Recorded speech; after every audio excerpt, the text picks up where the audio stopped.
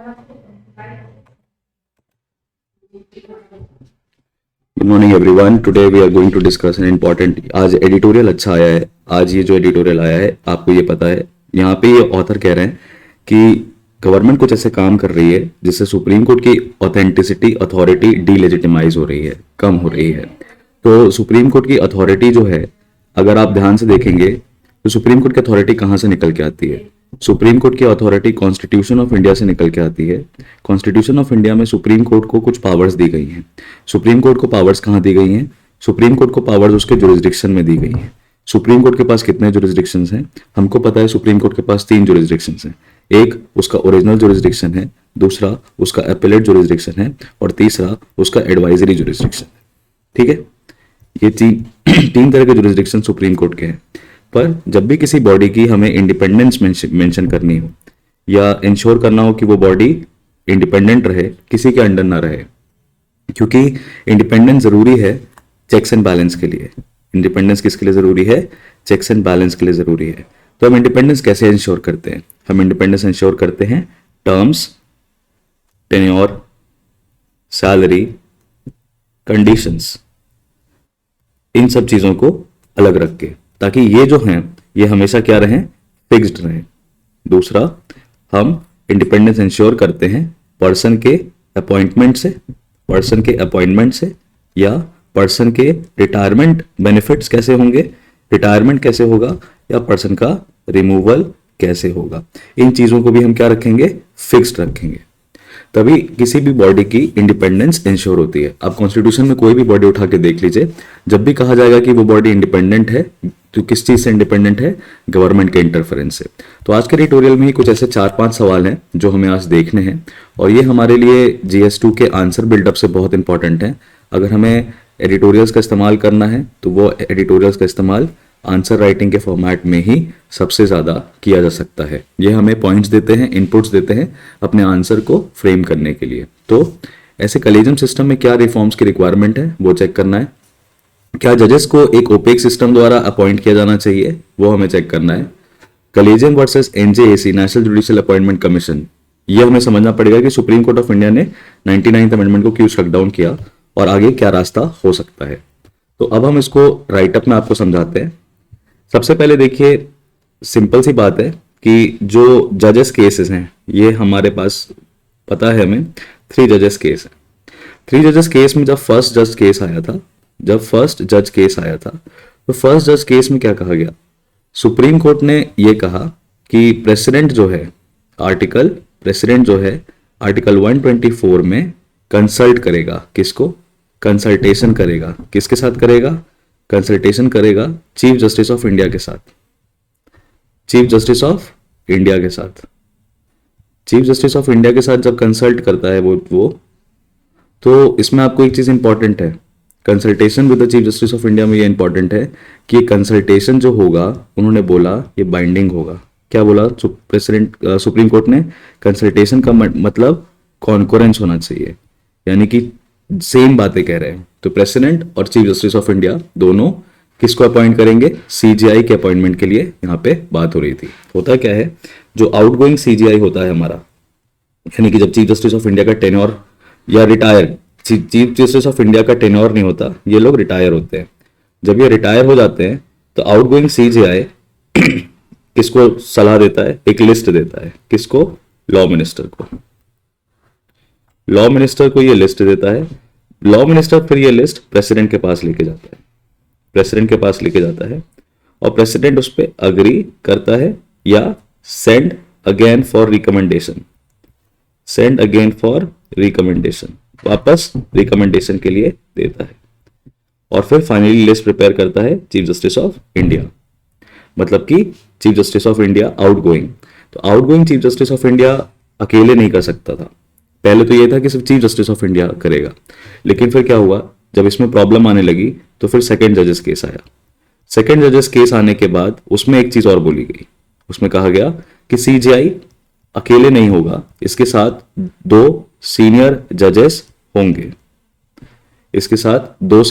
होंगे। यानी कि अब यहां से शुरुआत होती है कलेजियम सिस्टम की। किसकी? कलेजियम सिस्टम की। इस कलेजियम सिस्टम में कितने जज है बॉस? 3 जजेस हैं। फिर ये 3 जजेस, अगेन 10 साल बाद ऐसा लगा कि यार ये 3 जजेस भी पर्याप्त नहीं है, तो फिर थर्ड जज केस आया। जब और इसको अपॉइंटमेंट्स को चैलेंज किया गया तो थर्ड जजेस केस आया, और ये बहुत रीसेंट है, 1998 का है। और थर्ड जजेस केस में बेसिकली एक्सपैंड किया गया, किसको एक्सपैंड किया गया, कलेजियम को। कितने उसमें, 5 जजेस में, देर आर 5 जजेस, यानी कि एक सीजीआई है प्लस 4 अदर जजेस हैं। अब ये कलेजियम कैसी बॉडी है, देखिए ये कलेजियम बिल्कुल ओपेक बॉडी है, यानी कि ये जजेस सबसे सीनियर मोस्ट होते हैं, ये जजेस सबसे सीनियर मोस्ट होते हैं। और सीनियर मोस्ट जजेस सुप्रीम कोर्ट में कैसे देखा जाता है, फ्रॉम डेट ऑफ अपॉइंटमेंट देखा जाता है। याद रखिएगा, सुप्रीम कोर्ट का ये जो भी चीज है ये फ्रॉम डेट ऑफ अपॉइंटमेंट देखा जाता है, ये इनकी एज से सीनियरिटी कंसीडर नहीं की जाती है, डेट ऑफ अपॉइंटमेंट से की जाती है।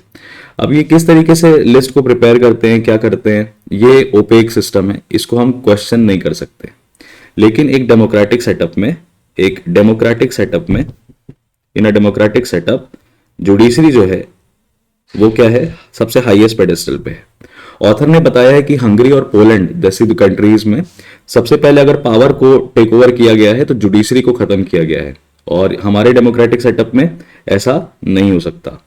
हमारे डेमोक्रेटिक सेटअप में ऐसा नहीं हो सकता क्योंकि जुडिशरी का इंडिपेंडेंस जो है, जुडिशरी का इंडिपेंडेंस उसको बेसिक स्ट्रक्चर माना गया। क्या माना गया, बेसिक स्ट्रक्चर माना गया, बेसिक स्ट्रक्चर ऑफ इंडिया माना गया है।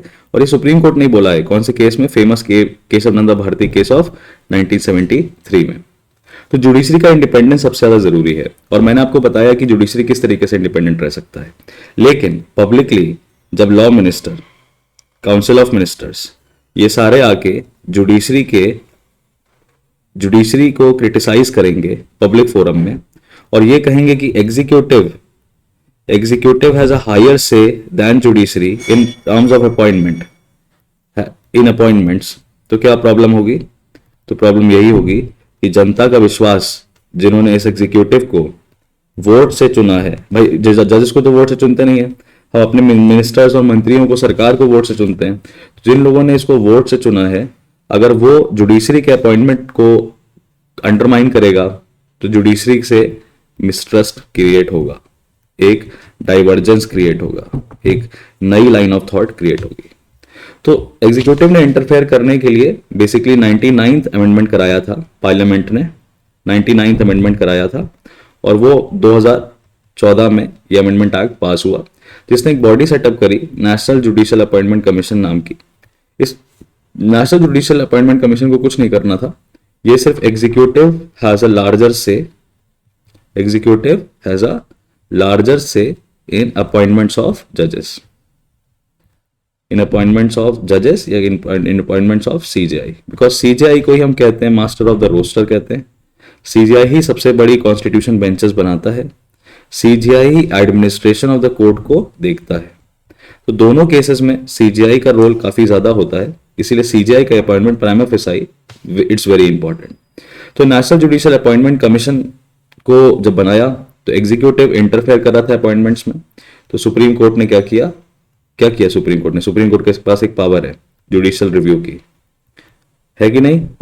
सुप्रीम कोर्ट ने जुडिशियल रिव्यू किया, जब इसको जुडिशियल रिव्यू करता है तो सुप्रीम कोर्ट किस तरीके से देखता है, सुप्रीम कोर्ट देखता है ये फंडामेंटल राइट्स के वायलेशन में तो नहीं है, ये directive principles of state policy के वायलेशन में तो नहीं है, ये आपके बेसिक स्ट्रक्चर डॉक्ट्रिन के तो वायलेशन में नहीं है, या ये any other part of constitution के वायलेशन में तो नहीं है। और सुप्रीम कोर्ट ने कहा कि national judicial appointment commission violation है, किसका, violation of basic structure doctrine. तो ऑब्वियस सी बात क्या थी, ऑब्वियस सी बात ये थी कि सुप्रीम कोर्ट ने इसको ध्यान रख के स्ट्रक डाउन कर दिया, यानी कि नेशनल जुडिशियल अपॉइंटमेंट कमीशन कभी बन ही नहीं पाया। तो ये 2014 से लेके 2022 तक के गैप में अभी तक सब चीजें शांत थी, क्योंकि एक तरह का साइलेंट काम एयर चल रहा था गवर्नमेंट के बीच में और जुडिशरी के बीच में, कोई कुछ एक दूसरे पर सवाल नहीं उठा रहा था। लेकिन हमारे 50th chief justice of India जो हैं, 50th सीजीआई जो हैं, चंद्रचूड़ साहब, जस्टिस चंद्रचूड़ और डीवाई चंद्रचूड़, इन्होंने इस काम एयर को खत्म कर दिया है और इन्होंने क्वेश्चन मार्क उठाना स्टार्ट किया है। जब इन्होंने क्वेश्चन मार्क उठाना स्टार्ट किया है तो हमारे जो लॉ मिनिस्टर हैं किरण रिजिजू जी ने भी काफी कड़े शब्दों में सुप्रीम कोर्ट को कहा है कि आपस में लड़ने से हमें होगा नहीं कुछ। तो चंद्रचूड जी, लॉ मिनिस्टर जी एक दूसरे के सामने फेस टू फेस आ रहे हैं और इसी में ऑथर ये कह रहा है कि जरूरी है कि हम जुडिशरी की इंडिपेंडेंस को, judicial independence should be respected, judicial independence should be respected.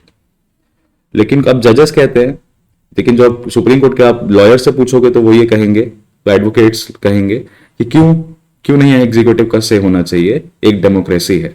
तो यहां पे हमें कुछ डॉक्ट्रिन्स हैं जो प्रिपेयर कर लेनी चाहिए जो कि हमारे आंसर में हेल्प करती है। हमारे यहां system of checks and balance भी है, system of checks and balance भी है। System of checks and balances थोड़ा सा वे अहेड है, किससे? Way ahead than USS, way ahead than USS what? In separation of power, है कि नहीं? हमारे यहाँ सेपरेशन ऑफ पावर भी है, लेकिन हमारे यहाँ system of checks and balance भी है, और चेक्स एंड बैलेंस थोड़ा सा वे अहेड है। और चेक्स एंड बैलेंस में सुप्रीम कोर्ट के पास जुडिशियल रिव्यू की पावर है। सुप्रीम कोर्ट ने पीआईएल के माध्यम से गवर्नमेंट के अगेंस्ट, इसको हम जुडिशियल एक्टिविज्म बोलते हैं, ये सारी चीजें स्टार्ट करी। चेक्स एंड बैलेंस के साथ साथ एक चीज और है, बेसिक स्ट्रक्चर डॉक्ट्रिन में एक बहुत इंपॉर्टेंट कंपोनेंट है इंडिपेंडेंस ऑफ जुडिशरी का, इंडिपेंडेंस ऑफ जुडिशरी का।